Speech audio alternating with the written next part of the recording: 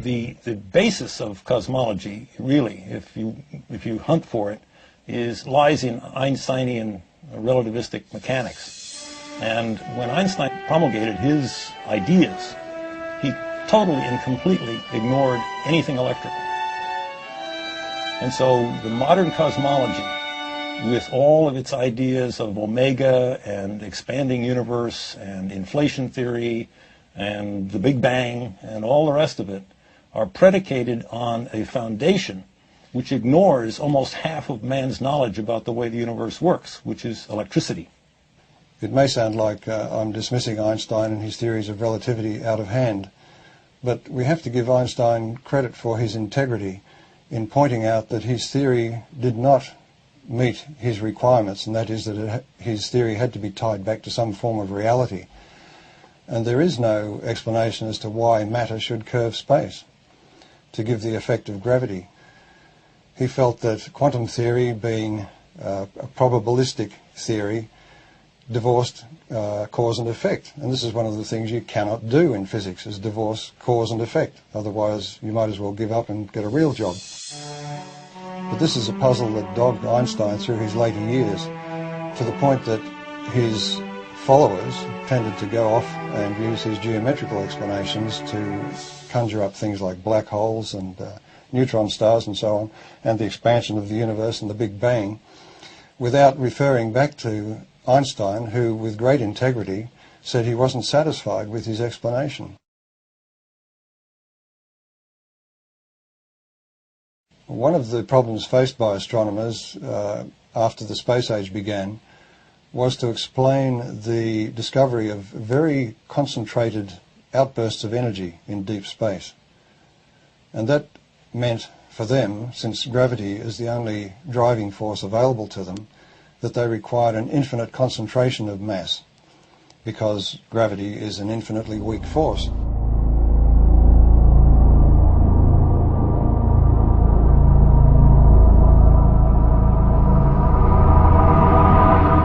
The black hole, as Wheeler originally visualized it, sucked everything, including light, in, and so therefore it was invisible.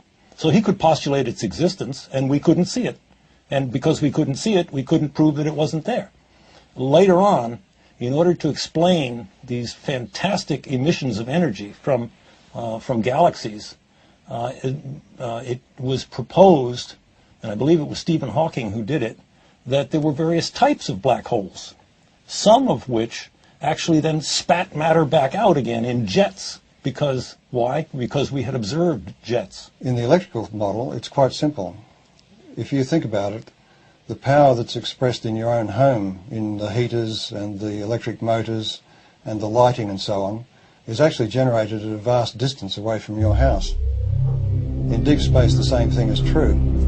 The energy which we see concentrated in these events, which are attributed to black holes and so on, can more easily be explained as the confluence of electric energy from different parts of the same galaxy or even from other parts of the universe. And it is this explosive release of energy which forms the vast jets that we see lit up and exploding from the centers of active galaxies. We also have observed double radio sources either side of galaxies.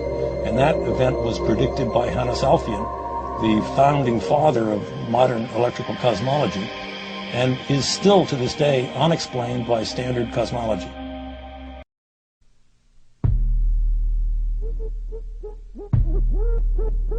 Magnets, flywheels, reciprocating engines, transformers, tripods with mysterious boxes, and radio tuners. How do the pieces of this puzzle fit together? And could the answer be a way to defy gravity and a spectacular end to the energy crisis? With rolling blackouts and gas prices skyrocketing at the pumps, you won't want to miss what comes next.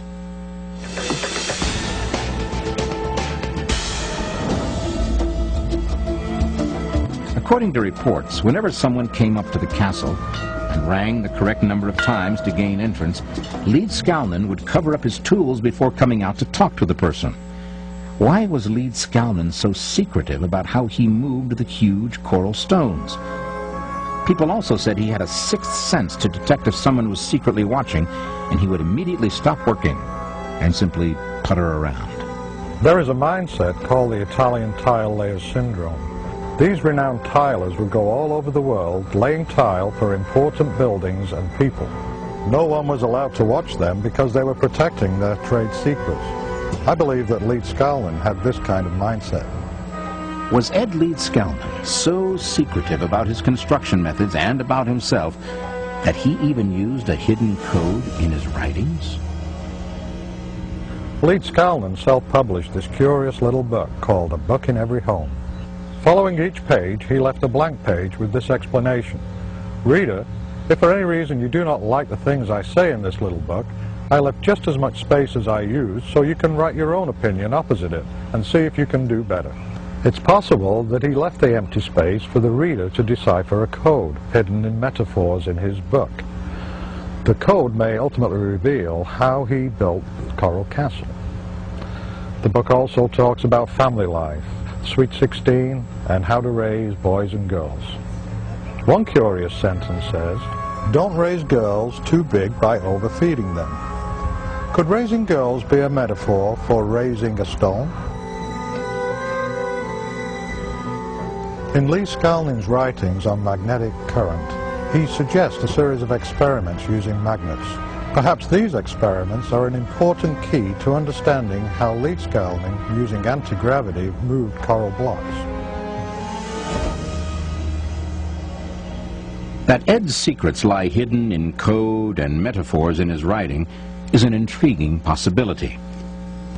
But can we look anywhere else for evidence that Ed really figured out how to eliminate or minimize the effects of gravity? Did some neighbors penetrate the wall of secrecy and actually catch Ed? One legend is that there were some children spying on Ed undetected and saw him floating coral blocks in the air like hydrogen balloons. There are additional reported incidents. In 1936, Lead Scalman decided to move his original castle in Florida City, Ed called it Rockgate, to Homestead, reportedly to escape the threat to his privacy from a subdivision to be built nearby. He dismantled the castle and moved it, stone by stone, to Homestead, where it is today. For the first and only time, Lead Scalman sought help with the move.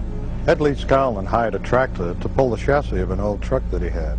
He had the driver leave the empty truck and come back the following morning to haul the full load of heavy coral stone to Homestead. But once the driver came back unexpectedly after only 30 minutes. To his amazement, he found that the truck was already loaded down with several huge blocks of coral. The driver remembered, "It was impossible to have stacked those gigantic blocks in under 30 minutes, even with a steam-powered derrick. And Ed had no equipment, just a simple tackle and chain hoist. Yet there they were, piled like cordwood." When the truck moved the 23-ton obelisk, Lead Scalman told the driver that he would have it raised in position by the following morning. And indeed, when the driver returned the following morning, the obelisk was raised. But why did Lead Scalman undertake the daunting task of moving the entire castle 10 miles from Atlantic City to Homestead, Florida? Was there a reason besides the prospect of a housing development close to the castle? And does the actual location of the castle itself contribute to its mystery?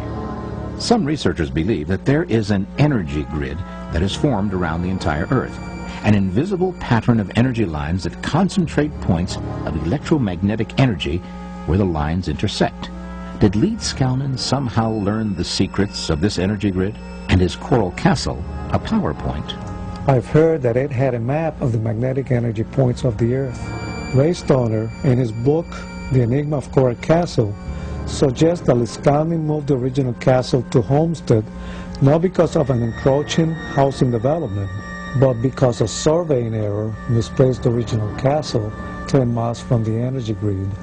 Captain Bruce Cathy, a commercial pilot and author, is considered the world's leading authority on the energy grid. I've just recently been running the given position of coral castles through my computer using the computer program that we've developed, and I found that there is a definite link with gravitational forces. and also a link there with the Earth's magnetic field. So it's obvious that Ed definitely knew something about Einstein's E equals mc squared and the unified fields. He was well ahead of what everybody thought he was. He wasn't dumb. He knew something. There are other well-known anomalies and monuments on this energy grid, including Stonehenge on the Salisbury Plain in England and the pyramids and the Sphinx on the Giza Plateau. Interestingly, many questions surround the construction of these huge monuments and how they were built with the primitive technology of ancient times. Did Ed Leeds-Skalman really understand how to use this so-called energy grid?